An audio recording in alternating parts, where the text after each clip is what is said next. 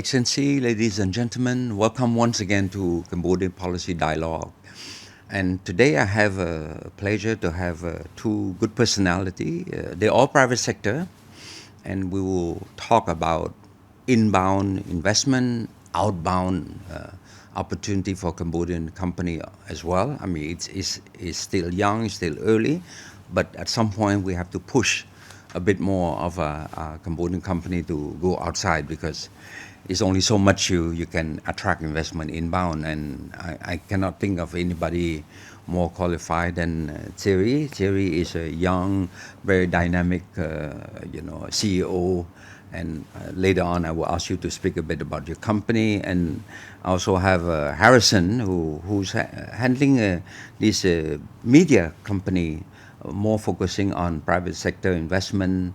So you have a deep understanding of the Cambodian business environment. So it'd be good that we can engage a good conversation on that particular subject matter, which is very dear to Cambodia.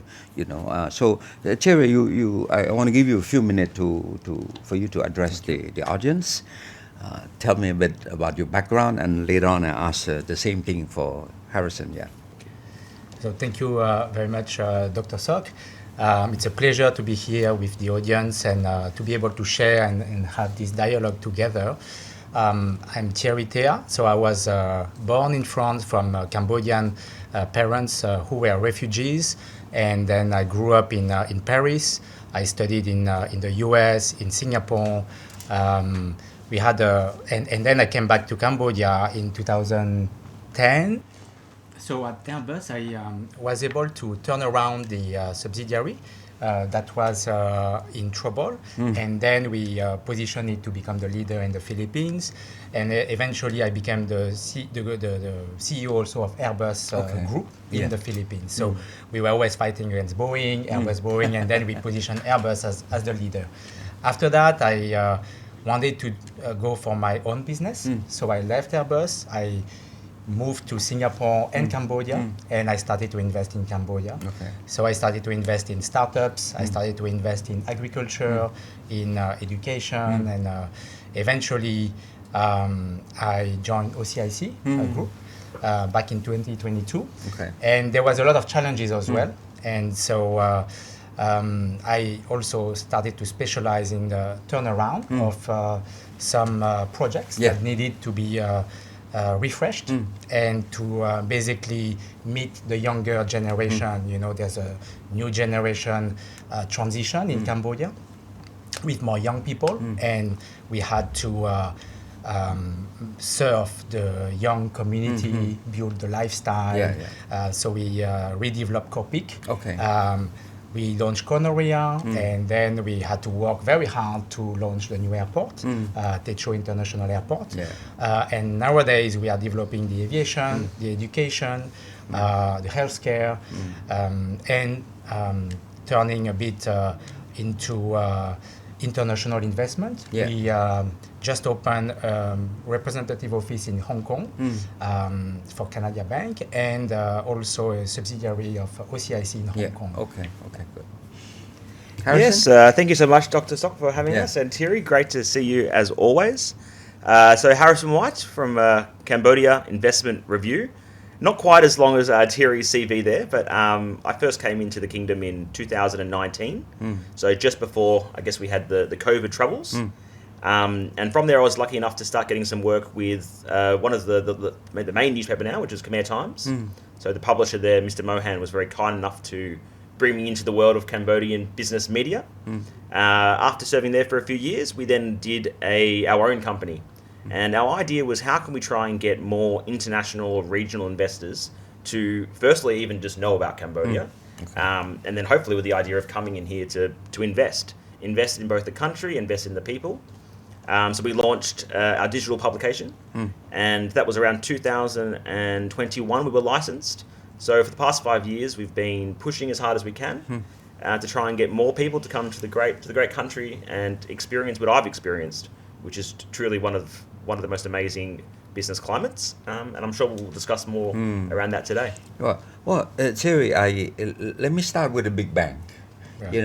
For me, the Big Bang in the recent year is the new airport. I whenever I go to the airport, I always say, "Oh, Buyutong." Oh no, sorry, it's no more Buyutong.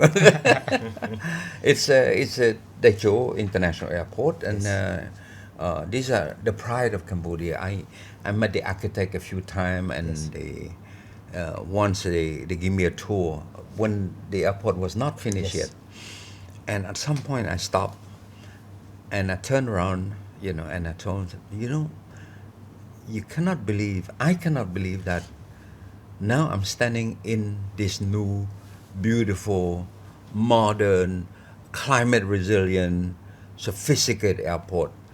When I remember 30 some years ago when I came to Cambodia, the airport was half burned, bullet ridden, that sort of thing. Yeah. So to me, that is the new Cambodia.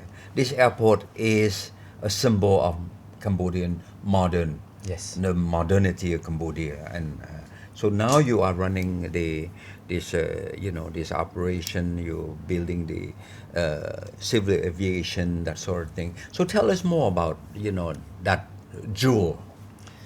Well, first of all, thank you very much, and I fully encourage all our foreign friends and our foreign visitors to come to Cambodia, to come to Phnom Penh, to appreciate not only the airport, obviously, but also the culture, the art, and this is really the essence of what the group wanted to put at the heart of the project: the culture, the art, the identity of Cambodia, the past history, but also looking towards the future.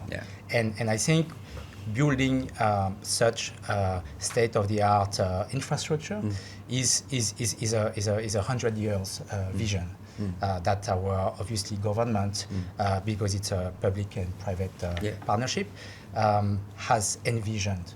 And today, this infrastructure is key to the development of the South Phnom Penh corridor, because it will open a lot of opportunities to the coastal area of Cape and Sihanoukville and Kampot and so on, because now you're much nearer. When you come to Cambodia, you come to the airport and you can go much faster to the South corridor.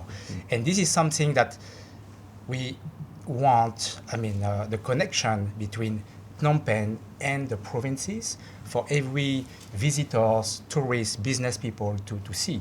There's also so much temples in the south of Phnom Penh that people don't know. And when you arrive at the airport, you have the Zen, positive vibes. And this is really, truly Cambodian. So, it has been an exciting project to work on. Now it's, okay, what's next?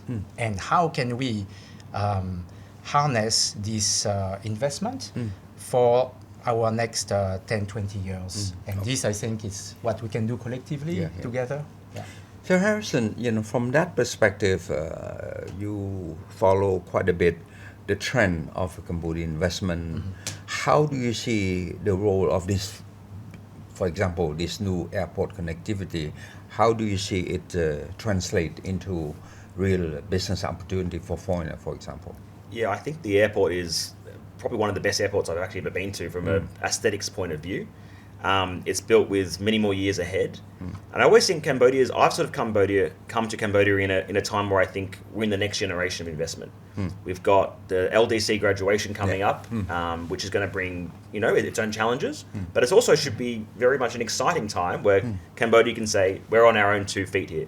So I think the airport fits in that context more broadly around also what we're trying to do is showcase a new dynamic Cambodia. This is not the old Cambodia that needs NGOs and donations and to feel sorry for. This is a country that's on its own 2 feet, hopefully attracting the best and brightest from the region to come over here and make this country even better than it is. I just came back from a Cameroon to attend the WTO ministerial conference. Cameroon is a developing country. Cambodia is still a least developed country. But when I look at the landscape, look at the city, you look at the city landscape, it should be the other way around. And Cambodia should be developing country, and other country, I don't want to say anything, to affect their dignity, but I'm saying the landscape of Phnom Penh city is not an LDC landscape. It's a developing landscape as good as, Vietnam, as good as Malaysia, that sort of thing. What do you think? Yes, I definitely agree. I think one area we're also trying to focus on is more investment around the country. I think you could probably say there might have been a little bit too much investment in Phnom Penh real estate itself. Now, that's great. That's fantastic. That's got its time to catch up. I'm also trying to push people going into Kampong Spoo or going to Bavet or going into Sinukville to try and regenerate that. Because I think there are some areas of the country that maybe a little bit underinvested in. And also we want to try and focus on that too, which I think OCIC is doing a great job. But Thierry, one thing that I'm very proud is that you remember a few years ago we met each other at that tiny restaurant there in near Kopik, and I say, Thierry, Kopik is in English is a diamond island. Yes. So turn it to a real diamond, and I still remember that, and it really pleased me that a few years later you really transformed Diamond Island into a hub, Yes. a business hub. All the big law firm are there, the big accounting firm are there, business are there, and recently you have some good restaurant moving there. Yes. Connection, Yes. my daughter go play that ball there. So it's something I would say is the ecosystem Yes. that Kopik is providing now. That Yes. foreign business can come and feel very comfortable. Tell me more about development Kopik and Canadia. So basically, indeed, Kopik was under. I would say there was a lot of things to do, and naturally it is now reaching 17 years old. So it was a bit like a teenager that you need to mature. So and when I came in, and there was a lot of space that were underutilized, and I think the community was not really matching the vision, like you mentioned, Diamond Island. Yeah. So, and Cambodia has changed. Like I mentioned a bit earlier, now we have very young people, very young talents who want to express their opportunities. And this is what we did. We basically try to understand what were the problems. You mentioned some, a lot of friends mentioned some, and basically I just went around and asked what are the needs, what are the problems, and what can we do. And we got a long list, and then we started to bring F&B, to bring safety, security also, very important for investors, for business, and for residents, and also a diversity of choices for office space. So the goal was to develop a mini CBD or a new CBD along the river, along the Bassa, the Tonle Sap, and the Mekong River. And this is what is great about Phnom Penh. We have abundance of river, fresh air, and so on. So bringing the sports, a bit of culture. We have a new statue coming also in Kopik this after Khmer New Year, that will be blessed by Lokta, and I think that we need a more Khmer to make Khmer great again, right? So, and that was the vision in for me in Kopik, and we also added the tech connection was an abandoned building, and we turned it into a tech hub. I can't believe it. It's an abandoned building. Yes. Yes, it was an abandoned building by an investor who could not finish it. We had to buy it back, and then we provided the tech community a hub, an ecosystem, a platform that they needed to meet each other. So now we have a smart startup space, we have DJ Academy, we have a lot of coding academies, a lot of tech startup AI companies, cybersecurity companies, sports. So this is what young Cambodians strive for, and they are very bright. We have a lot of talents that are maybe even better than some of the other countries in the region, and they just need platform. So speaking of platform, Harrison, for a FDI, what they need is a good education platform, for the kids, because if the husband go to work, what happened to the wife and the kids? You need a good shopping, Yes. educational, entertainment, facility for park. Nowadays we all Yes. care about health issue, that sort of thing. I think Copenhagen can really give that dimension. What do you think of Yeah. that? Well, full disclosure, my office is on Copic as well.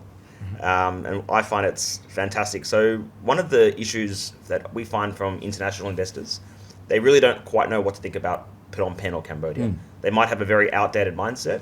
So I would say 80% of our role is just trying to at least get them here and educate them about the opportunities. After that, that's a different conversation. But that initial come to Cambodia moment, when I see people come here and they go to the great areas of the CBD, either towards Kopik or more towards the north as well, up around Batanak, they really can't believe what it is. They see very high-end cars, well-dressed people, well-educated, great English. I actually think English here is much better than in some of the region.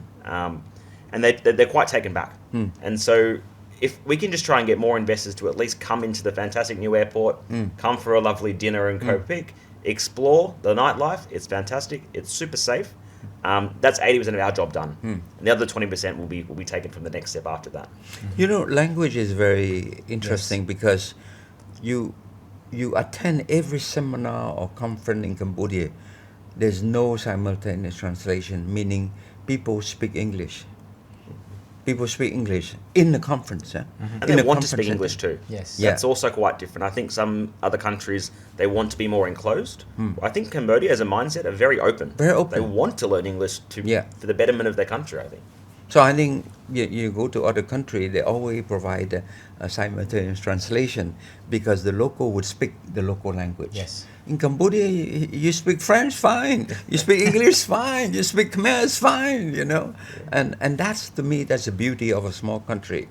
We're small, but we're flexible, and we're agile, right? Yes. And that's why I always say that when people ask me how is the Cambodian government, whatever, I say, look, we're young government. Yes. I mean, let's say a country that emerged from the war barely 30 some years ago, we're a young government, young country.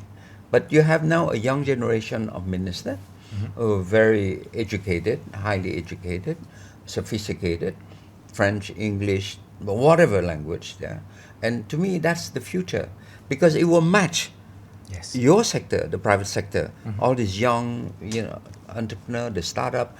You mentioned Khmer Enterprise, they're going to organize your trip to Singapore, for example.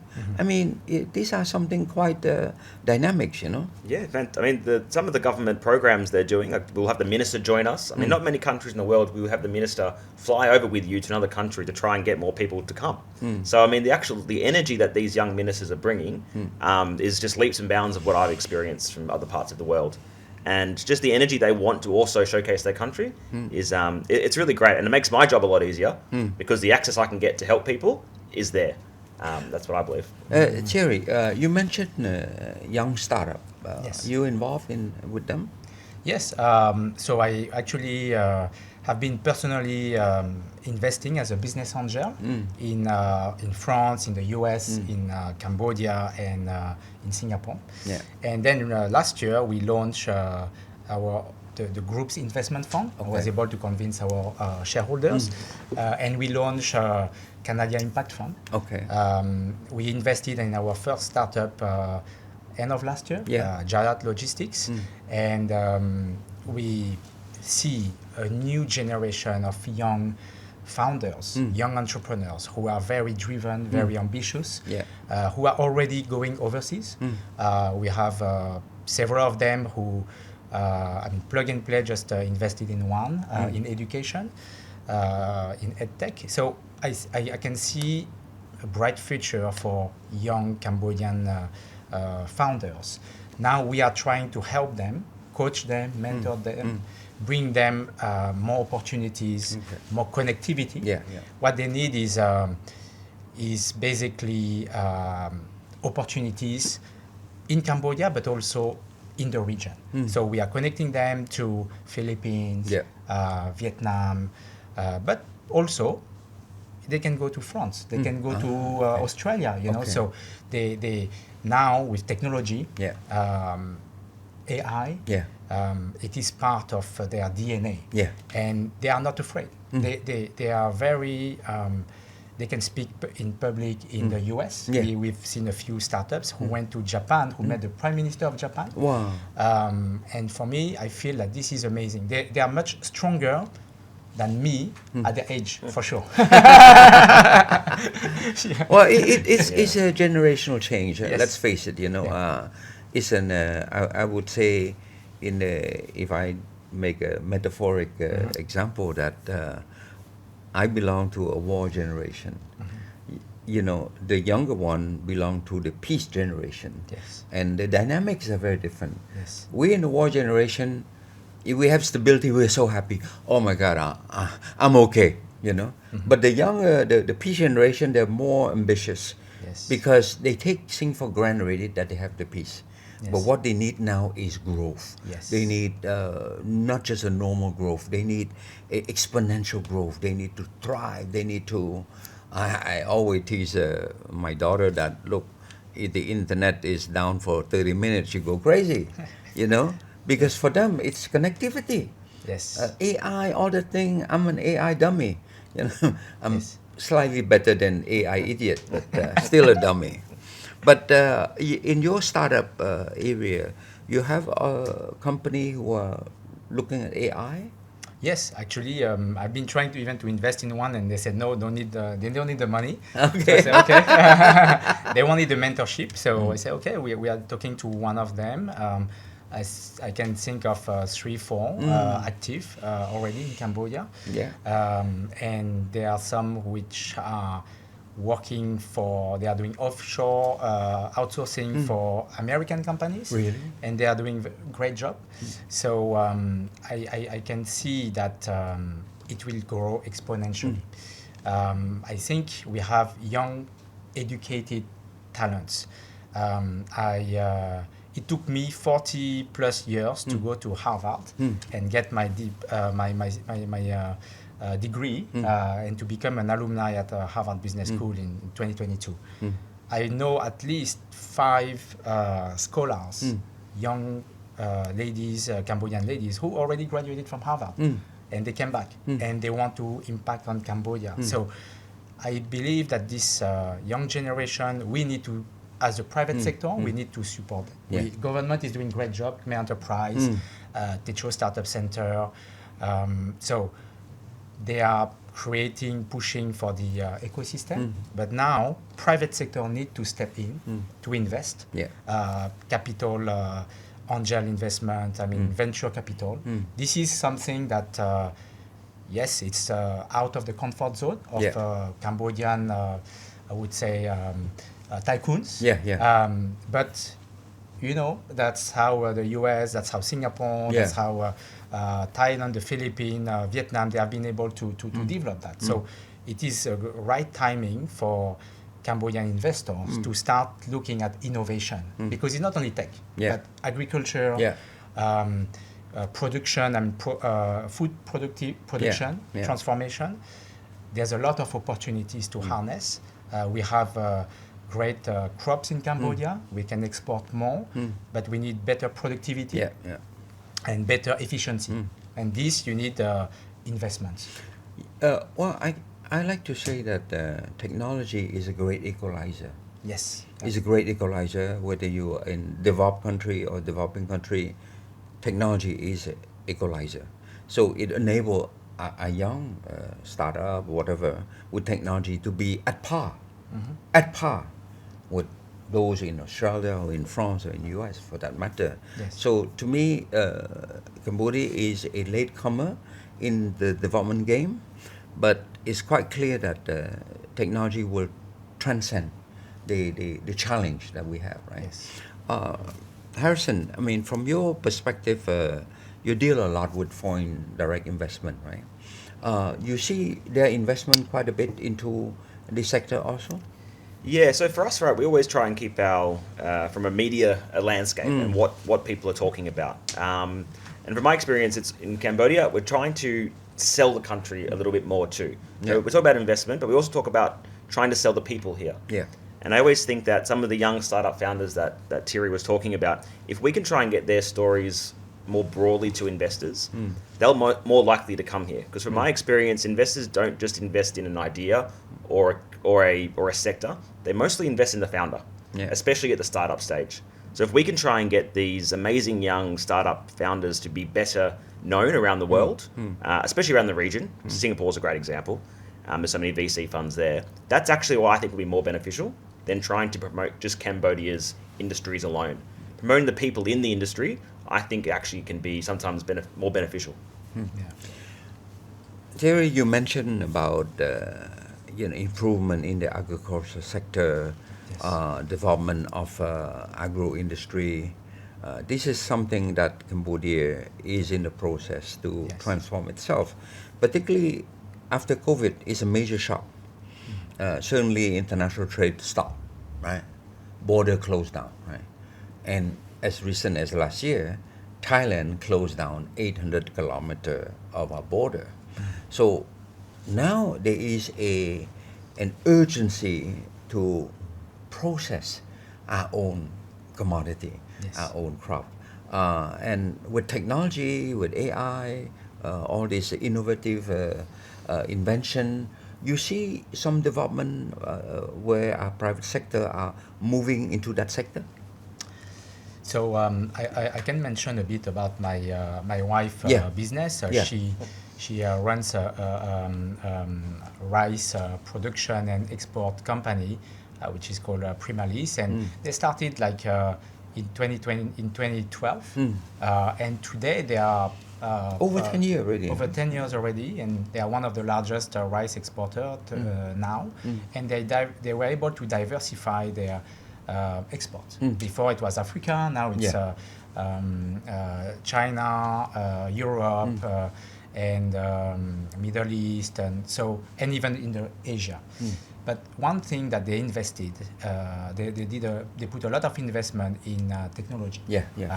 Robots, automated machineries, and I think, like you just mentioned, technology is an equalizer. Equalizer. If we want to be at par with the top leaders, players in the world, we have to invest in technology. That's true. And obviously, traditionally, Cambodian business people or business tycoons, have, for many reasons, mainly invested in real estate and in land. Right? The easy one. So now the question is, okay, now it's done. What's next? Right? So there should be more investment into machineries, technology that can really help the efficiency and help the this production to be serving first local domestic markets. Because now we still import. We shifted the importation from Thailand now from Malaysia, Vietnam, so maybe even Australia. I see. If you go to the supermarket, you see a change, right? But not enough from Cambodia. So if we can produce more for the domestic country, the domestic consumption, and to export as well, that's when we can really move the ladder. Competition start at home. Yes. You need to compete at home first. Yes. Before you can think about competing abroad.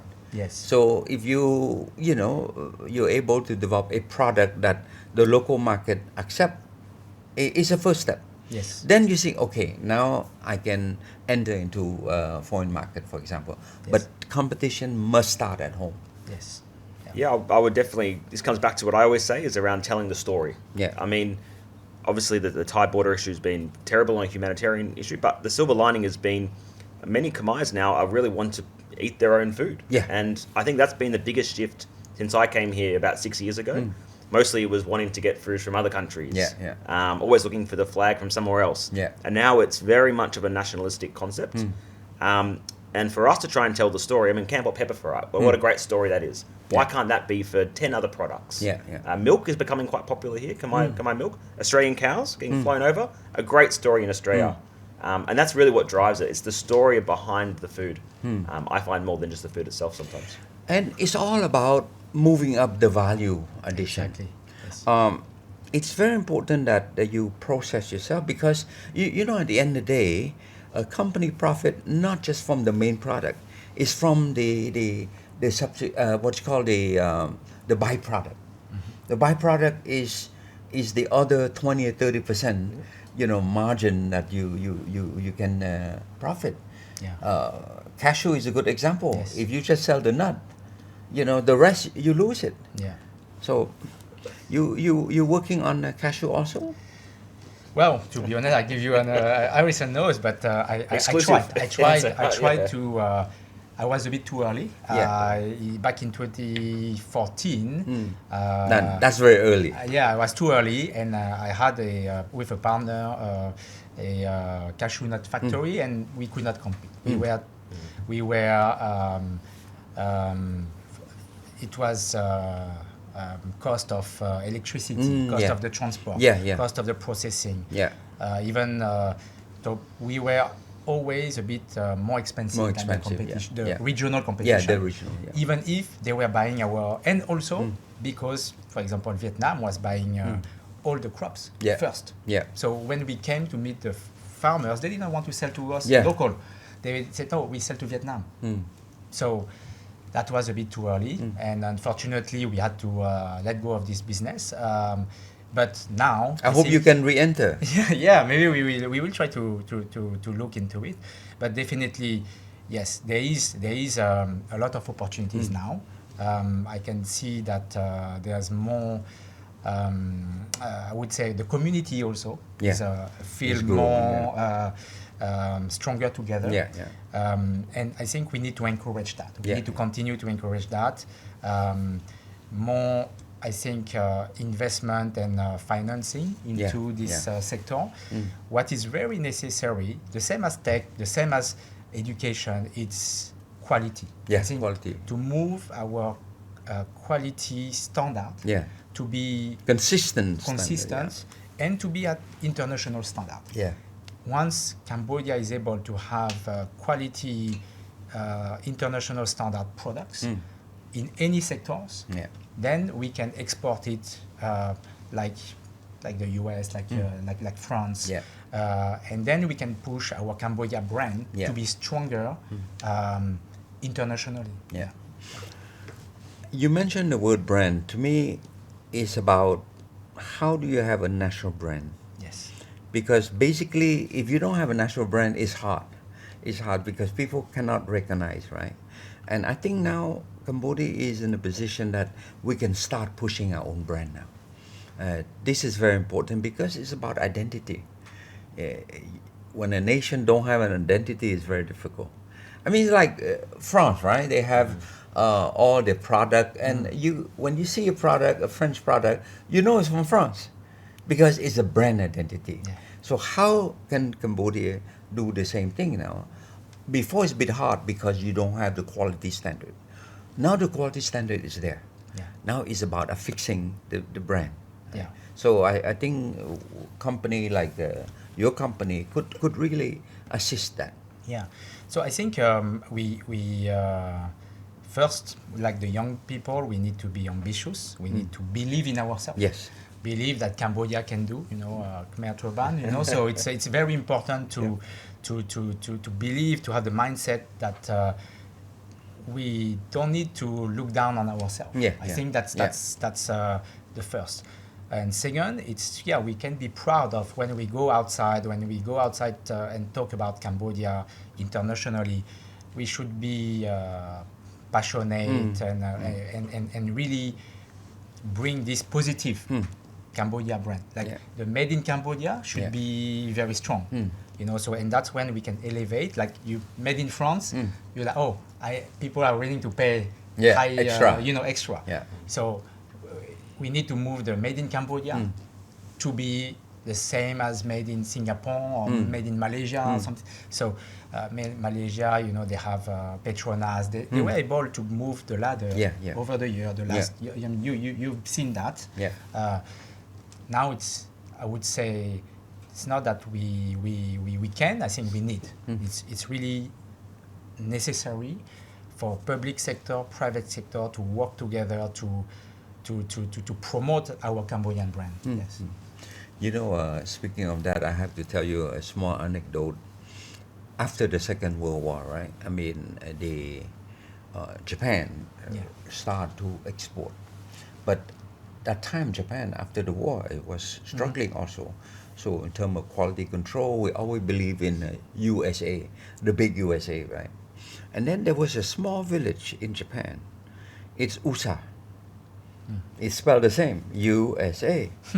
And then, so that local company, he exported to the US, he put made in USA, right? A small capital. And then people start buying, wait a minute, doesn't look like USA product. And then they go after the company. They say, no, I did not falsify anything because I made in that village, and that village is USA. It's not USA. Because in the beginning, people think it's USA, right? But anyway, it's supposed to be a joke, okay? Yeah. Dr. Sok, if I can ask you a question, if that's allowed on the show, do you think Cambodia should put some more tariffs around foreign products to try and benefit its own? Do you think that's a good way to go down, or is that not what you believe? No, I don't think so. Okay. I don't think so. I think Cambodia is a very open country. We thrive on trade. So to me, we should continue to keep this economy open, right? It should be about competition, right? Tariff bring extra revenue, but it's not the answer. You know what the U.S. is doing now to try to raise revenue by tariffing everything else. It's not the way to go. Okay, we shouldn't follow that. Yeah, no, I do agree with that because there has been some people pushing to try and see if we can get more local products promoted by making the other ones more expensive. I think also we've done some work around RCEP as well. Do you see that really moving the dial yet, or is many of Cambodian exporters still not quite sure on how best to utilize? Well, RCEP, the framework is there, right? But to me, the case of Cambodia is always about production, about quality production, quality product that meet the standard. That is the first thing. If you cannot compete, it doesn't matter what tariff you put, right? First, you move up the quality first, and then you compete on the pricing. But if your product is below par, who care about the pricing? Nobody will buy your product, and even it's cheaper. So to me, we have to push ourselves to go above, that handicap, which is the quality, right? And after that, you compete on price. Yes. But price, there should be a minimum standard. Yes. Exactly. After that, you say, okay, if 5 cents more, okay, I should buy this product 5 cents less, provided it's the same standard. So if you lower your price, but then your product is no good, I think tariff serve a certain purpose, but it's not the answer of everything. Yeah. And RCEP is still young. I would say, it's a new framework. It's only about 3 years old. And company who export, most of them do not use the RCEP rule origin yet, because they still use the, say, for example, ASEAN China, FTA, or the Cambodian China FTA, that sort of thing, Yeah. But let's go back a bit on the investment framework. We talk a lot about opportunity, but how about challenge? Harrison, you follow a lot that, of course, certain challenge are inherent in every country. I mean, let's face it, you gotta pay tax, okay? I mean, you gotta pay tax. That I am a firm believer that is a national duty to pay tax, of course. But what other thing that you think handicap Cambodia?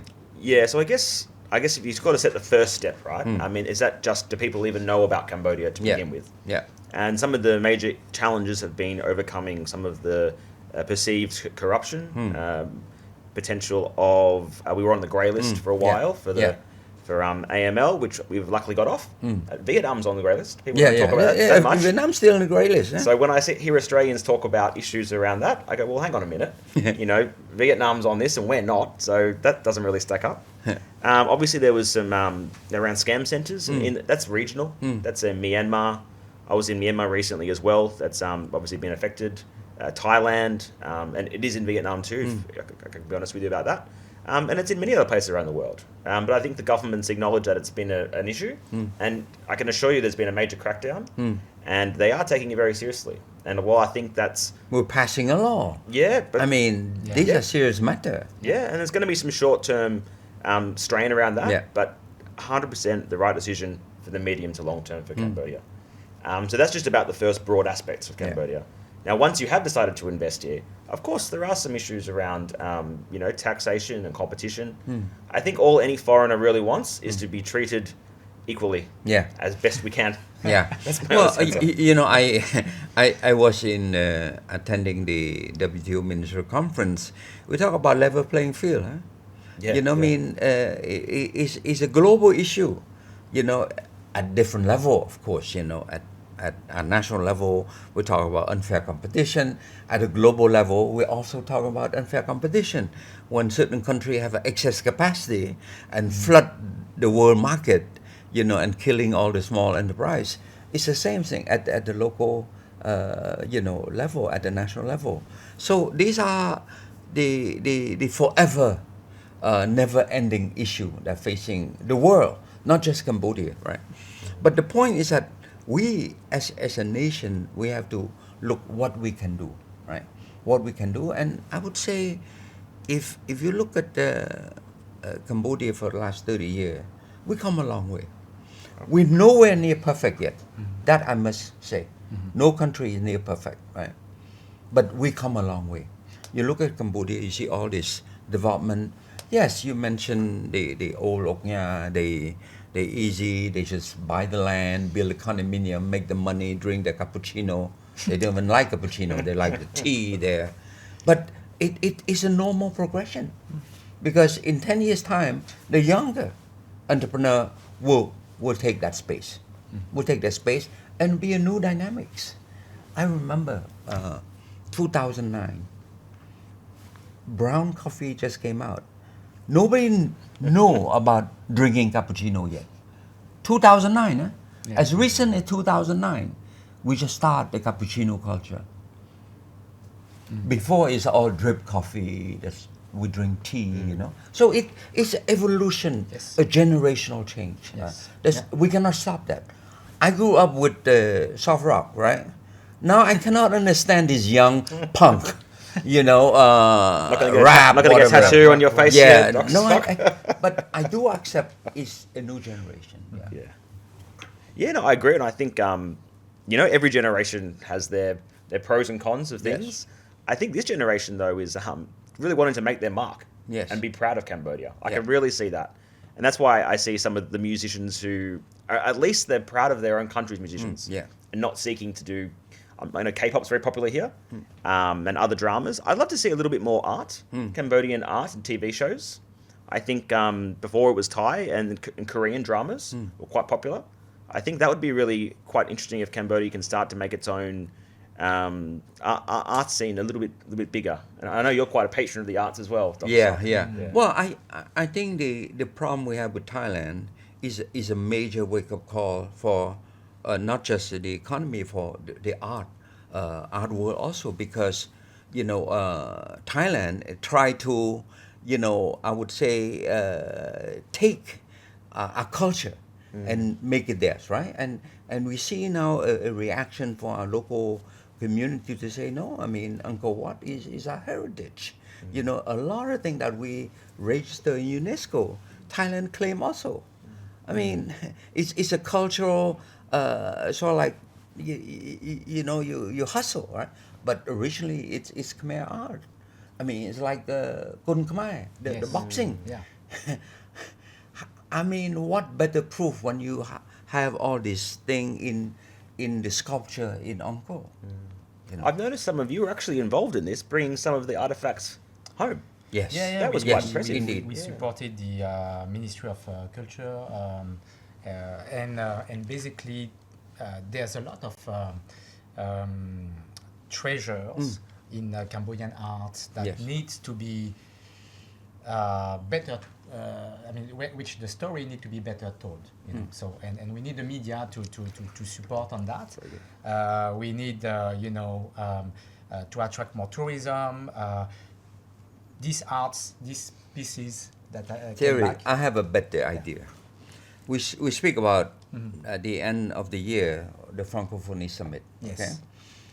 I'm thinking that how best when world leader, about 90 some country, will fly in to Anu Airport, right, to attend the Francophonie Summit.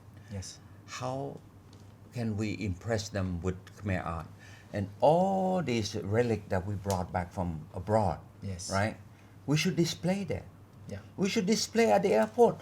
You have vast walking space. It's amazing. Display that. Okay, it's not like in France. They're gonna steal it. Okay, I don't think so. But if they walk in get off the plane, they walk to the immigration counter there. You display all that, right? Yes. So. Actually, we already discussed that with Her Excellency. Yes. And she has been positive about that. Yes. So awesome. we are working Awesome. collaboratively with the ministry to be able to do some expo at the airport, but also in some places in Phnom Penh. And we need to definitely make sure that people know that these artifacts have been coming back to Phnom Penh. Yes. So that business and tourists can have more reasons to come and visit. You know, so we've been I think trying to support the Cambodian art, the Cambodian culture. This is something that the regional tourists or regional business people want to see. They love it, they appreciate, and we need to communicate more about what they can see in Phnom Penh. And we need young people to. We see that young people also want to communicate more about that. So I think we can definitely work together to promote more this. So this would lead to a very important topic, which is Francophonie. Yes. In November of this year, Cambodia will host the Francophonie Summit. About 90 some delegates from the world will fly into Cambodia. Just Canada alone have 4 delegations because 4 states of Canada speak French, right? Of course, I'm in charge of the Committee on Substance on the draft declaration, that sort of thing, but it's boring stuff. But it's, it's not as exciting as the private sector, okay? Thierry, you involved with the Francotech? French Tech. French Tech? Yes, okay. Yes. Then we also have the Village Francophone. Yes. So it's also an opportunity for different countries to display their culture, their activity. But tell me more about French Tech or Francotech, whatever. So I've just joined the board and I've been elected co-president. Yes. To help the young people to organize, reorganize. Yeah. Seems that I'm the turnaround guy, so I try to reposition. Yeah. I think this platform to give more visibility first to these young talents, which are French and Cambodians, and connect them with the regional and international community. So French Tech has been launched by President Emmanuel Macron, actually, to support the French technology, digital innovation ecosystem. And they have been able to grow this ecosystem and create unicorns, a lot of billion-dollar startups, and through collaborative public-private sector work together. And I think we can, with the French Tech platform, we can work with MPTC, with MISTI, with Khmer Enterprise, Digital Startup Center, Ministry of Economic and Finance, to contribute in the best practice. Yeah. So we have a new board. They are very enthusiastic, very dynamic, and in the next coming months, we are going to work very closely with the different ministries and institutions to give more visibility, more network, more opportunity to expand. Because like you mentioned, we need quality everywhere. So if the private sector can help the public sector to even go overseas as well, and meet with the different best practices in the region and in France, I think we can attract also more investors. So the key is to attract French tech members from France to come to Cambodia. We have a few people who already expressed their interest. The head of the alumni of EPITA is one of the best engineering schools in France. She will come for the Francophonie and she will be willing to speak. So we will organize some forums and work with your teams to create more opportunity. So, and I think this is really deep in the heart of President Macron, actually.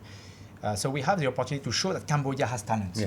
And come to invest in Cambodia, you can find great engineers, great entrepreneurs, great staff. And then from Cambodia, you can expand to the region. So this is our target. I will bring agency from Geneva to join and support your initiative there. Because for Cambodia is an opportunity. When you decide to host this Francophonie Summit, there are so many countries, right? And the summit is only every 2 years. So if we miss that, I'll be dead by the time the next round where Cambodia could host, right? So to me, I want to do it while I'm still alive, okay? But on the serious side, the Francophonie Summit will give an opportunity for Cambodia to shine. Because in one go, you have 90-some delegation. When world leaders come, they bring their own entourage, they bring their own media, their own journalists. And in overnight, right, the world will know more about us, right? And that's what I want to see Cambodia shine in the international scene. Because you see, as a small country, we need international exposure. We want to be, as I mentioned about technology, it's a great equalizer. And to me, by being a small country, by using international fora, it equalizes us, to be at par with the big boy also.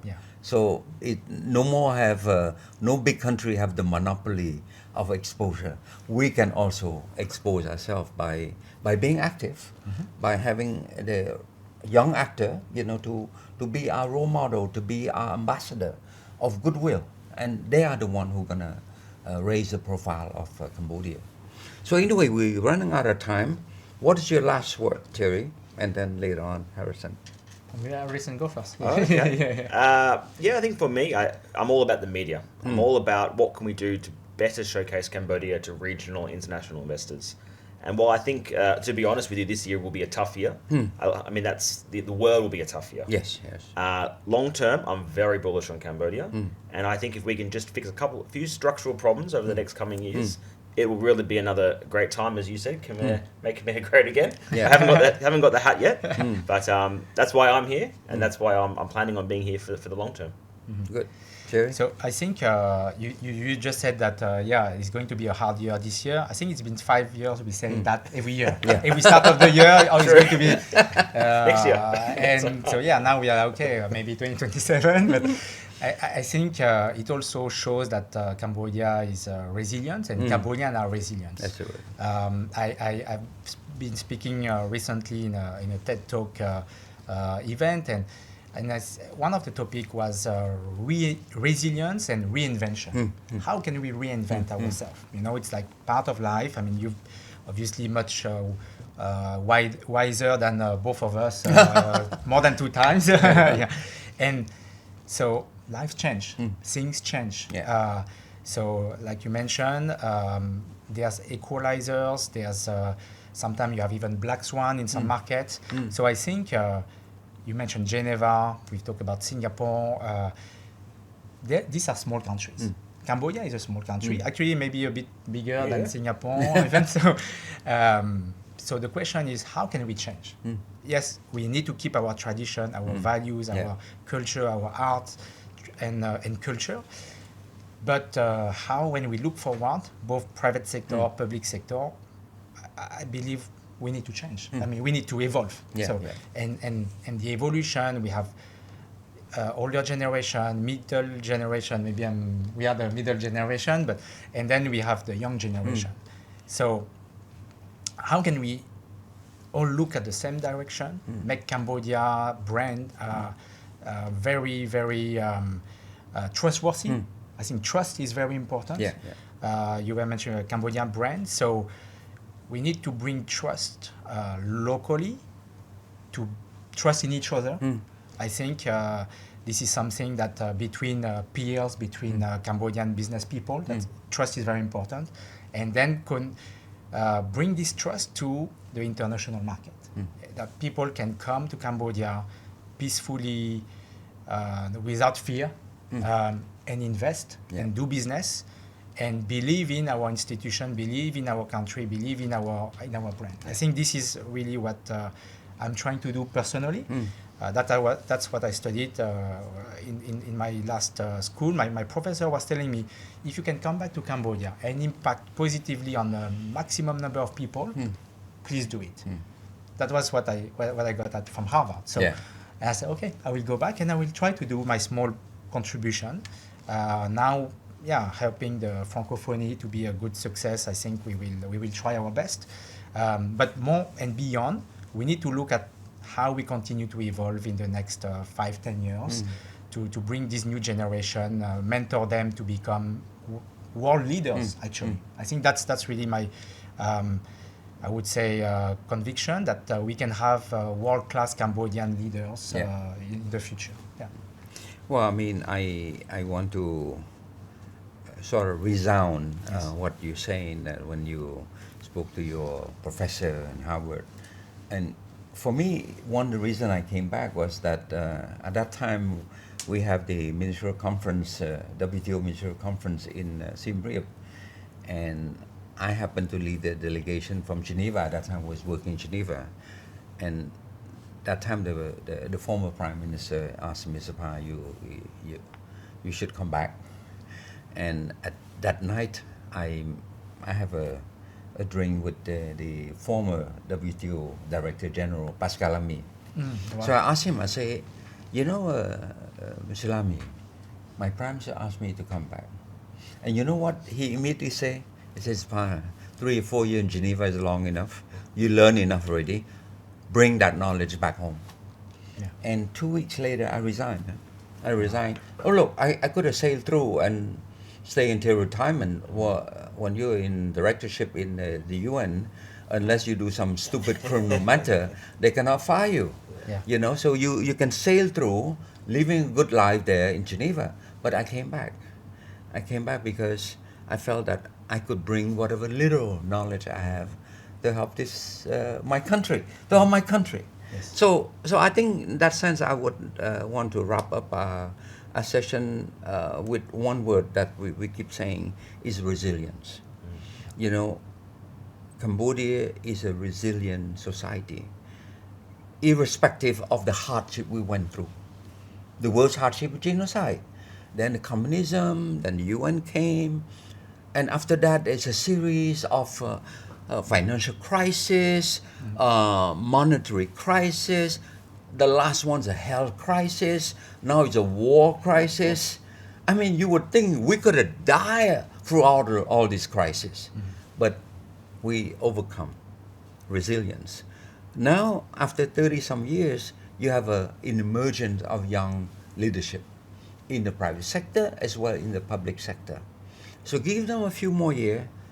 The combination of good public sector official and thriving, young, capable entrepreneur, we're going to go far. So I would wrap up our discussion by saying that I'm quite optimistic of our future. And I wanted to say thank you for both of you to come to share your young perspective. That's right. So, ladies and gentlemen, we're coming, unfortunately, as always, as the dialogue become more interesting, we run out of time. That's a harsh reality of having a policy dialogue. Sometimes you would want to have like a 2-hour discussion, but time doesn't permit that. But anyway, I could wrap up by saying that we come a long way. We still have a long way to go as a sort of like an emerging country from a wartime period. We still have a long way. We came a long way. We look at the country from that development perspective. We're still a least developed country. We still have to go to become a developing country in a few years. And our vision 2050 is Cambodia will become a developed country. So I hope I get to live to see that reality, but it's only 25 years from now. And I'll be 90 by that time. I hope to live beyond that. So let's stay positive, and let's wrap up our discussion today by saying, yes, we will make it. Good night.